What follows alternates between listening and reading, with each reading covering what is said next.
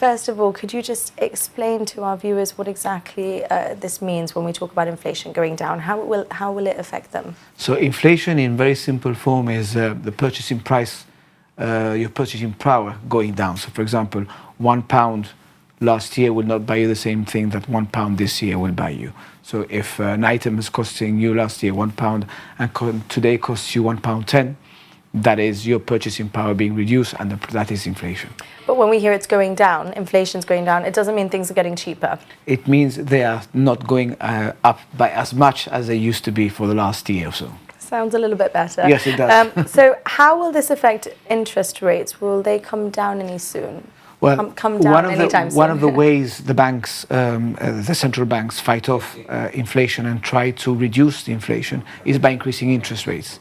So what we've seen in the last 12 to 18 months is an unprecedented increase of interest rates, where we were at 0.10 or 0.25, we've gone up to 5.25.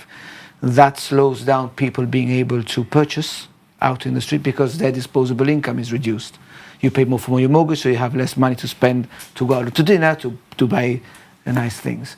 Now, as inflation goes down, it is expected that by mid next year, May, June, the Central Bank of England, the bank, will hopefully start reducing rates. Now, in the UK, we've seen some banks move quite quickly on this news and reduce their rates for customers. Is Gibraltar International Bank considering reducing rates for its customers here anytime soon?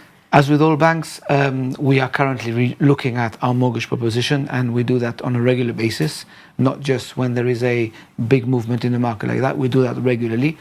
And if there's a need to adjust, we will definitely look to adjust. So does it look like we might be seeing some more somewhat positive news this year compared to what we got last year if inflation continues to go down? Well, clearly, if inflation continues to go down, the Bank of England will definitely be looking to decrease interest rates because that also has a negative effect on the economy. The higher the interest rate, the less people spend, which in turn has a negative effect on the economy. And what the Bank of England doesn't want is also to strangle the UK economy into recession. So everybody wants interest rates to go down, from the Bank of England to borrowers. Who doesn't want interest rates to go down are the savers. Of course. All right, and it's worth pointing out actually the figures that we're referring to reflect up to October. So the figures that we get in Gibraltar are slightly behind. So these were published towards the end of last year, but they reflect up to October. So do you expect that we will see that same slow in inflation here on the Rock, or could we see it rise again?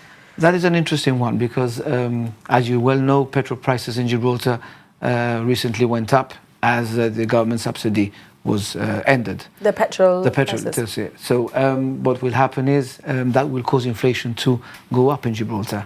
I cannot tell you by how much, or if it will have a material effect.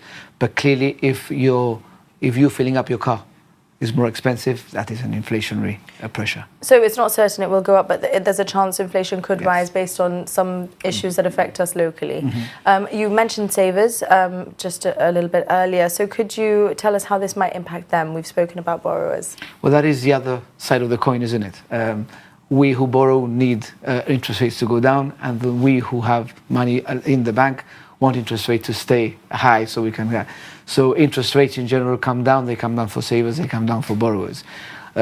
Borrowers who have a fixed rate for a long time will stay the same, and it's exactly the same with savers. If you fixed your deposit or your investment for a long time at a certain rate, that rate at least would stay the same even if rates go down. So what would your advice be for borrowers and savers very quickly before we go? Very quickly, I never advise to play the markets. I always say that you should always try and fix your costs and fix your savings. Like that, you know what you're getting and you know what you're paying. And that, I think, is a best sensible place to be.